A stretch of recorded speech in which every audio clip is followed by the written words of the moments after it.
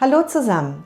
Ihr würdet gerne sechszackige Sterne arbeiten, wenn da nicht diese Y-Nähte wären? Dann lasst die Y-Nähte doch einfach weg. Wie das geht und wie wir dann die Nahtzugabe berechnen, darum geht es in diesem Video. Herzlich willkommen bei Needle Engine. Mein Name ist Elke, schön, dass ihr da seid.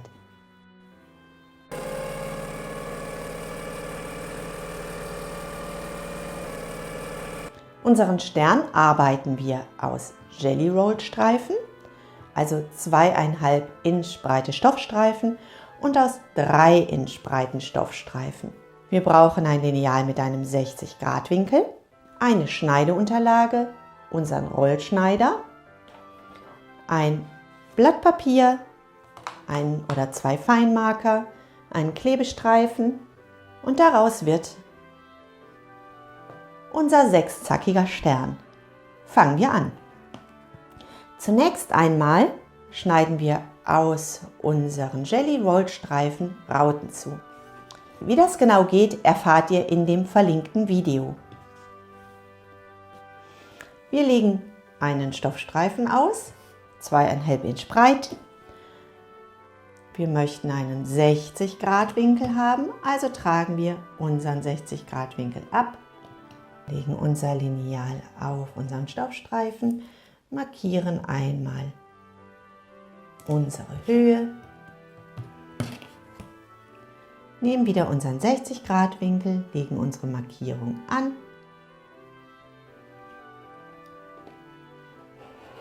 und schneiden. Für unseren Stern brauchen wir 3 Rauten aus der einen Farbe. Mit dem zweiten Streifen machen wir es genauso. Wir können hingehen und unseren Streifen doppelt legen. Schauen, dass er genau gerade liegt. Das Maß ist das gleiche wie gerade. Das können wir übernehmen.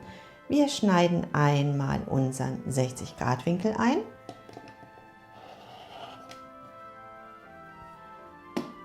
Verschieben das Lineal bis zu unserer Markierung. Und schneiden unsere Rauten zu. 2 auf einmal. Wir brauchen 3 Rauten für unseren Stern. Wir legen unseren Stern aus. Immer im Wechsel eine rote und eine grüne Raute.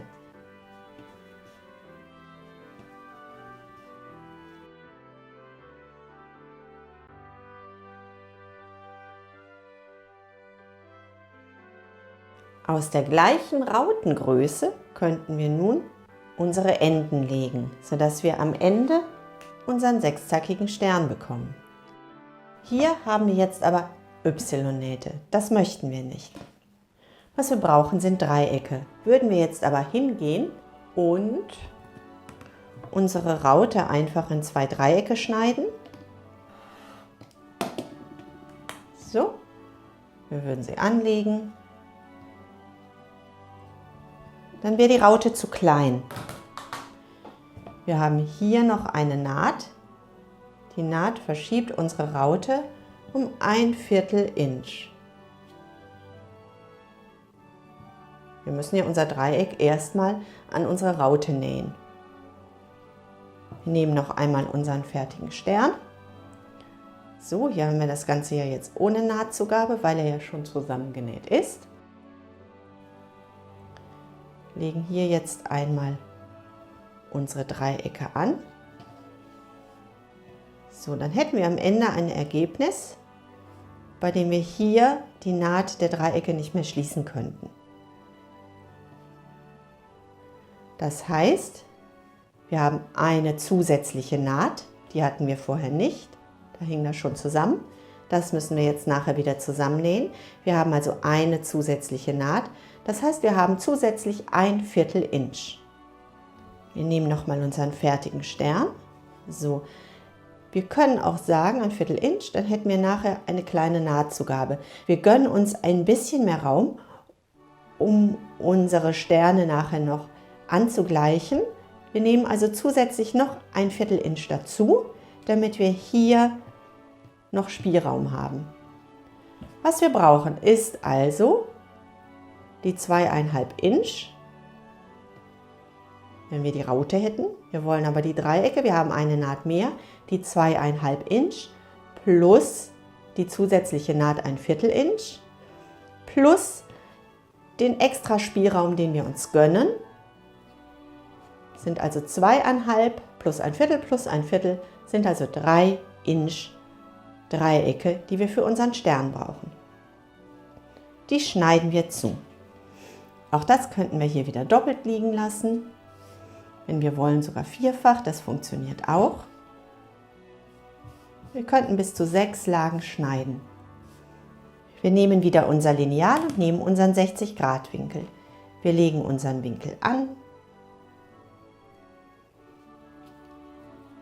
und schneiden.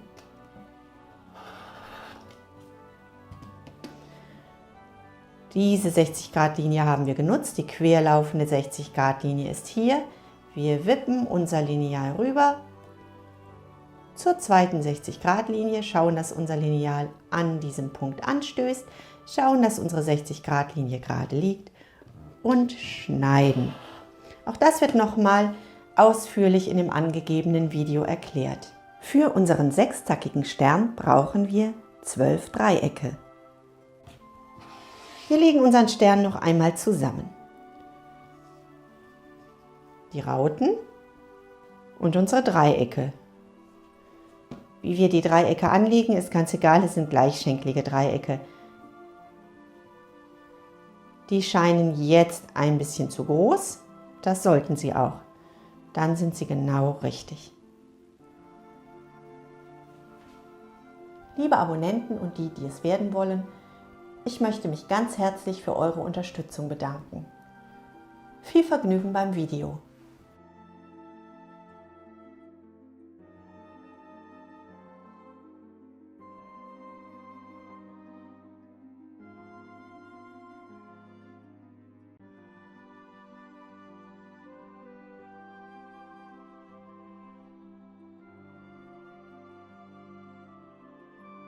Bevor wir unseren Stern nun zusammensetzen, brauchen wir einmal unser Blatt Papier, unsere Feinmarker, unseren Tesafilm brauchen wir gleich und eine Viertel-Inch Markierung. Mein Blatt Papier entspricht in etwa DIN A5. Ihr schaut bei eurem Blatt Papier, es soll auf eurer Arbeitsfläche an der Maschine angebracht werden. Das heißt, hier habt ihr eure Nähnadel und hier habt ihr den Arbeitsbereich eurer Maschine. Passt die Länge des Papiers dem Arbeitsbereich eurer Maschine an. Wenn wir das haben, zeichnen wir in unser Blatt etwa die Mitte ein. Das ist gar nicht so wichtig, ob das genau die Mitte ist. Wichtig ist, wir haben einen geraden, längs gezogenen Strich. Wir nehmen ein Viertel-Inch Breite ab von unserem Strich und zeichne nun meine Viertel-Inch-Linie ein. Ein Viertel-Inch. Das gleiche wiederhole ich auf der zweiten Seite. Ich drehe mein Blatt um, habe wieder meine Mittellinie, hier rot markiert und lege die 1 Viertel-Inch Marke auf meine Mittellinie und trage wieder 1 Viertel-Inch ab. Wie gebrauchen wir unsere 3 Hilfslinien denn nun? Wir haben unsere Raute und unser Dreieck, die wir hier gerade in einer geraden Linie aneinander nähen wollen. Das heißt, hier ist die Naht. Wir kippen das Ganze also über, achten darauf, dass unsere Stofflagen aneinander liegen und legen unsere zusammengeklappten beiden Stoffe auf unsere 3 Linien. Beide rechten Stoffseiten liegen aufeinander und beide Stoffkanten schließen bündig ab. Wir legen das Ganze an der Viertel-Inch-Linie für unsere Nahtzugabe an. Diese rote Linie ist unsere Nahtlinie. Würden wir jetzt hier nähen, wäre unser Dreieck versetzt. Wir hätten keinen schönen Anfang. Wir möchten an dem Punkt beide Stoffe fassen. Das heißt, wir schieben das obere Stoffstück, also unser Dreieck, ein bisschen nach oben. So. Bis genau an der roten Linie, an der roten Markierung, beide Stoffe aufeinander liegen. Das heißt, wir haben hier ein Dreieck gebildet und die rote Linie läuft genau durch die Spitze des Dreiecks. Das ist unsere Nahtlinie. Diesen kleinen Helfer befestigen wir nun an unserer Nähmaschine. Wir haben unsere 3 Linien. Und wir haben unsere Nadel. Wenn wir das jetzt absenken, dann sollte unsere Nähnadel ganz genau auf diesen Punkt kommen. Wir können natürlich nicht nähen, wenn wir unsere Füßchen blockieren. Das heißt, wir schieben das Ganze ein bisschen zurück. Wir nehmen ein Hilfslineal, setzen das an, senken unser Füßchen ab, schauen, dass unser Hilfslineal ganz wunderbar genau an der Linie lang läuft.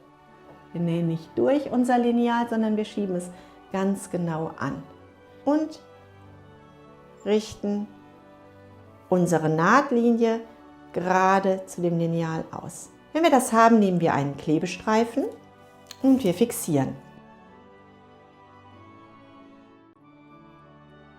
Das Ganze sollte nun schön gerade vor unserer Maschine liegen.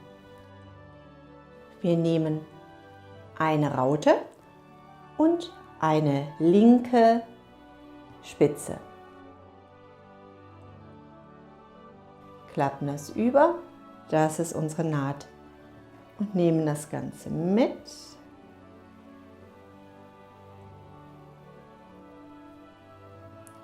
Zu unserer Maschine. Wir richten unsere Stoffe mit der Nahtkante an der Viertel-Inch-Linie aus, sehen zu, dass unsere Stoffe gerade liegen und richten die Nahtlinie wieder so aus, dass unser mittlerer Streifen auf die Spitze unseres vom Stoff gebildeten Dreiecks passt. So, und dann haben wir ganz genau unseren Nahtpunkt. Hier läuft unsere Naht lang. Wir fixieren die unteren beiden Lagen mit einer Nadel.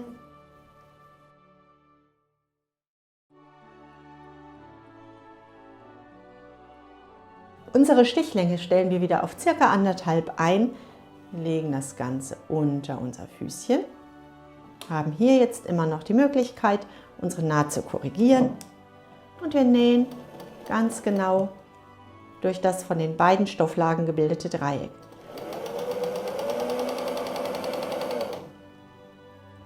So, jetzt kommen wir hier bei unserer Nadel an, die ich eingesteckt habe. Die Nadel hilft uns nun, dass sich unsere Stofflagen nicht verschieben. Wir halten den Nadelkopf fest und nähen ganz einfach entlang.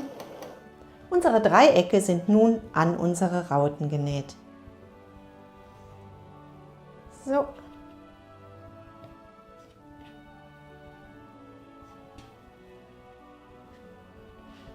Wenn wir nun unsere Dreiecke nach außen falten, achten wir darauf, wir möchten die Nahtzugabe zur Raute haben. Das heißt, wir legen die Raute nach oben, kippen die Raute nach außen, drücken das einmal mit dem Nagel leicht ein und unsere Nahtzugabe liegt zur Raute. Noch einmal, die Raute liegt oben, wir schlagen die Raute nach außen um, drücken das Ganze mit den Nägeln ein bisschen ein und legen das zu unserem Stern. Das wiederholen wir bei allen 6 Rauten. Als nächstes nähen wir die zweiten Dreiecke an. Diese Dreiecke nähen wir nun auf die rechte Seite unserer Raute und legen unsere Dreiecke wieder vor uns ab. Wenn wir nun unser zweites Dreieck über unser erstes kippen, entsteht unser Dreieck an der unteren Kante. Wir drehen das Ganze einmal um und schon haben wir wieder unser vertrautes Bild. Unsere beiden Stofflagen liegen mit der Außenkante aufeinander und stoßen genau an unsere Viertel-Inch-Marke und unsere Nahtlinie weist wieder genau in unser Dreieck. Die schon zusammengenähten beiden Spitzen zeigen in eine Richtung nach außen. Und so nähen wir das Ganze an. So, nehmen das wieder unter unser Füßchen, orientieren uns an unserer Nahtlinie und nähen. Hier können wir das ein bisschen besser festhalten. Jetzt sehen wir hier auch unser Dreieck. Ganz wunderbar. Und wir nähen durch. Wir nähen alle rechten Dreiecke an.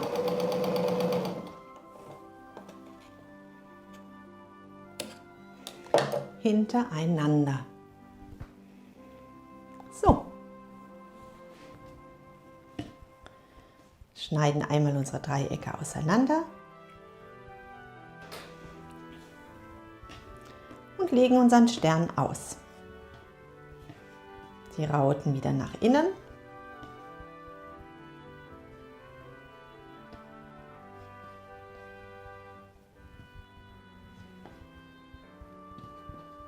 Ups, so.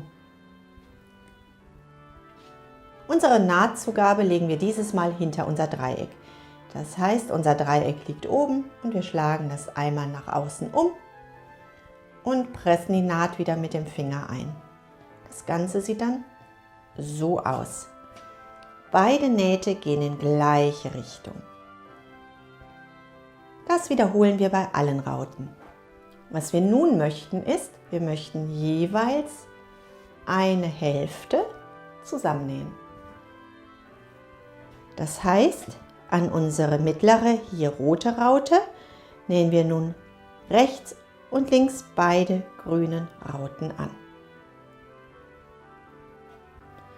Wir schlagen also unsere grüne Raute über die rote Raute und haben hier unsere Nahtlinie. Wir möchten, dass nachher diese beiden Punkte genau aufeinander liegen. Wenn wir uns das jetzt von oben noch einmal anschauen, haben wir unseren Nahtschatten hier beim Dreieck und auf der anderen Seite haben wir unseren Nahtschatten bei der Raute. Das heißt, hier geht das Dreieck nach oben und hier kommt die Raute nach oben. Wenn ich das ineinander schiebe, meine Nahtkanten aufeinander lege und zueinander bewege, dann verhakeln sich da die beiden Stoffe. Und genau das möchte ich haben. Ich möchte, dass sich die Stoffe ganz genau ineinander schieben. Wenn wir jetzt nähen, achten wir darauf, dass unsere Nahtzugabe, die von uns weg zeigt, die also nach oben zeigt, auch oben liegt. Warum? Wir haben hier unser Transportfüßchen, das schiebt unseren Stoff, das hebt unseren Stoff und transportiert den weiter. Wir haben unser Nähfüßchen, das hält den Stoff und fixiert ihn immer ein bisschen und schiebt ihn dadurch leicht nach vorne. Und das möchten wir hier ausnutzen.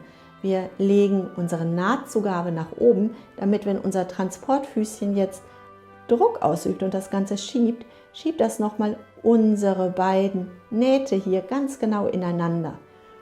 Unsere beiden Stoffkanten liegen aufeinander und liegen an unserer Viertel-Inch Nahtzugabe an. Das Ganze nähen wir. Hier unten liegt das jetzt noch ganz schief. Das ist mir egal. Ich fange hier oben an.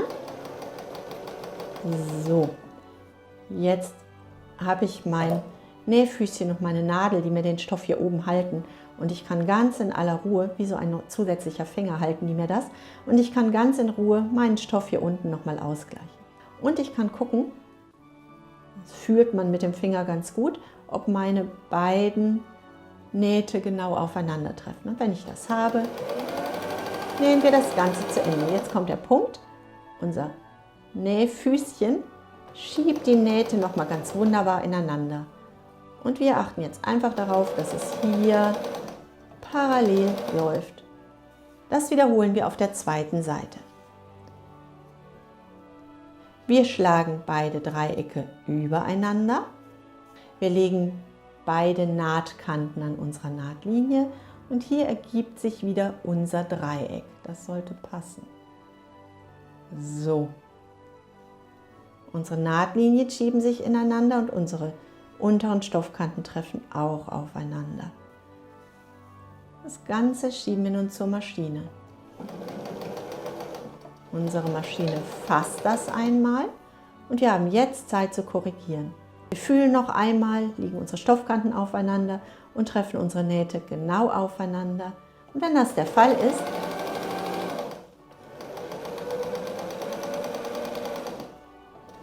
nähen wir das Ganze bis zum Ende durch. Unsere einzelnen Rauten sind nun zusammengenäht. Wenn wir das nun öffnen, dann sehen wir, dass hier genau beide Punkte aufeinandertreffen. Unsere Nahtzugabe wandert immer in gleiche Richtung. Diese Nahtzugabe ist noch nicht fixiert. Wir halten das einmal, drehen das um und streichen mit unserem Nagel einmal die Nahtzugabe ein.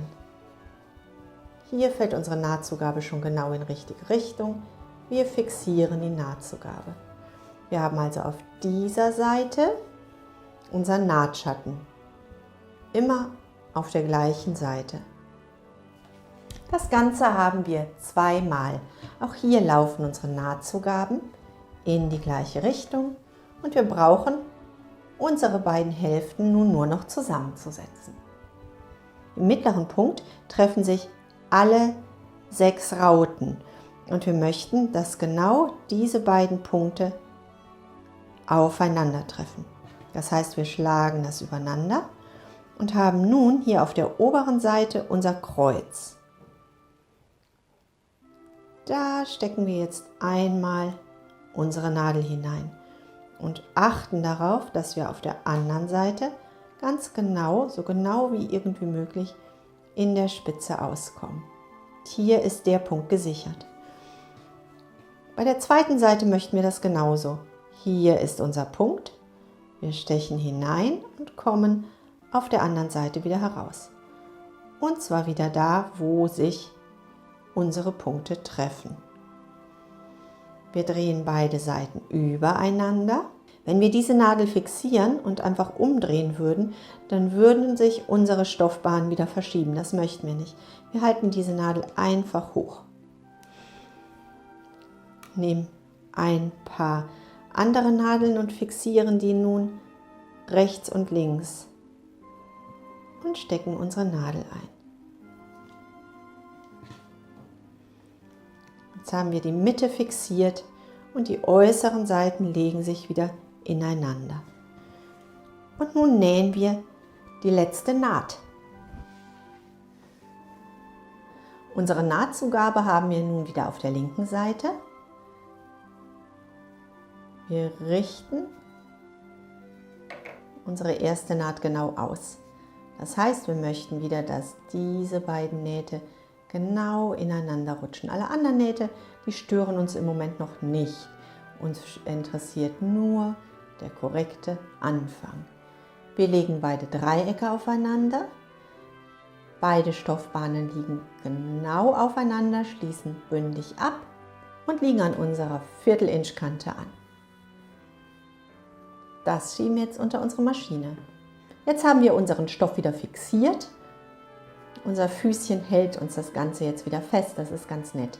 Wir möchten nun genau ausrichten und wir nähen das Ganze weiter. Jetzt geht es weiter bis zur Mitte. Wir möchten nicht über diesen Punkt nähen, dann nehmen wir von der Spitze ein bisschen weg. Wir möchten ein bisschen unter dem Punkt bleiben. Unsere nach oben stehende Nadel stört uns jetzt. Jetzt ist der Moment, da können wir sie wieder herausnehmen. Das heißt, wir nähen, schlagen hier unsere Nahtzugaben um. Ja, und achten darauf, dass es gut liegt und nähen ein bisschen unter diesem Punkt. Das haben wir. Wir fixieren das Ganze. Nun kommt unser dritter Abschnitt. Das heißt, wir möchten hier wieder unsere Nähte ineinander legen und nehmen wieder die Viertel-Inch Führung. Und nähen fest. Jetzt ist nur noch der Rest. Wir legen beide Stoffbahnen übereinander und nähen das Ganze bis zum Ende durch. Hier könnten wir wieder eine Nadel stechen oder wenn wir das nicht möchten, können wir auch den Stoff eben mit einer Ahle halten. Und so sieht das Ganze nun aus. Und bevor wir irgendetwas abschneiden, schauen wir uns nun erst einmal unser Ergebnis an. Schlagen das auf, jetzt kommt der spannende Moment. Und unsere Spitzen liegen ineinander. Jetzt wippt unsere Mitte hoch, seht ihr das? Das Ganze wippt hier so ein bisschen, ich übertreibe das mal, ein bisschen nach oben. Das ist der nächste Punkt, den wir gerne in den Griff kriegen möchten. Dazu falten wir unseren Stern noch einmal zusammen. Und wir betrachten einmal diese Nähte. Wir haben hier fixierte Nähte. Wir möchten das gleich aufschlagen. Ich zeige das nochmal. Hier würde jetzt eine Naht kontra der Richtung laufen. Das möchten wir nicht. Wir möchten das gerne auseinanderschlagen. Und hier blockiert jetzt unsere Mitte. Warum? Wir haben ein paar Nähte, die halten das. Die trennen wir jetzt auf. Diese oberen Nähte werden mit dieser Naht verriegelt, sodass wir ganz ohne Schwierigkeiten einfach hier diese paar Stiche öffnen können. Wir drehen das Ganze um und haben hier die gleiche Situation und lösen das auch nochmal eben. Wir schlagen unseren Stern wieder auf und nun können wir unsere Nahtzugabe überall in entsprechende Richtung biegen. Und wir haben in der Mitte einen zusätzlichen kleinen Stern auf der linken Seite. Das Ganze schlagen wir um und streichen nun unsere Nähte gut aus. So, was jetzt noch fehlt, ist Versäubern. Wir schlagen das Ganze einmal um und sehen jetzt hier überall unsere Öhrchen. Die brauchen wir jetzt nicht mehr. Die klippen wir eben einmal rundum ab. Um unseren Stern auf die gewünschte Größe zu schneiden, brauchen wir wieder unseren 60-Grad-Winkel und unseren Rollschneider. Und wir schneiden zurück. Wir legen unseren 60-Grad-Winkel an unsere Raute an. Wir haben hier eine 60-Grad-Linie und unsere 60-Grad-Winkellinie legen wir genau auf unsere 60-Grad-Raute. Wir schauen, dass wir haben jetzt wieder ein Zentimeter Maß, 1 Zentimeter überstehen lassen. Das ist ein bisschen mehr als ein Viertel-Inch und dann haben wir immer noch Spielraum. Wir richten unsere Gradlinie an unserem Stern entlang aus, fixieren unser Lineal und schneiden. Hoppala. Das Ganze drehen wir 60 Grad, 1 Zentimeter. Die 60-Grad-Linie läuft an den Rauten entlang und wir schneiden zu. Das Ganze wiederholen wir bei allen 6 Spitzen. Und unser Stern ist fertig genäht. Nun können wir so viele Sterne, wie immer wir gerne mögen, anfertigen, in den Größen, wie sie mögen und so unterschiedlich, wie es sein soll. Was auch immer wir möchten. Nutzt eure Fantasie und ich bin schon neugierig, was ihr daraus anfertigt. Vielen Dank fürs Zuschauen, vielen Dank fürs Mitmachen. Ich wünsche euch eine wunderbare Woche mit ganz, ganz viel Nähzeit. Bleibt gesund und denkt daran, was auch immer passiert, einfach weiternähen. Tschüss, bis zum nächsten Mal.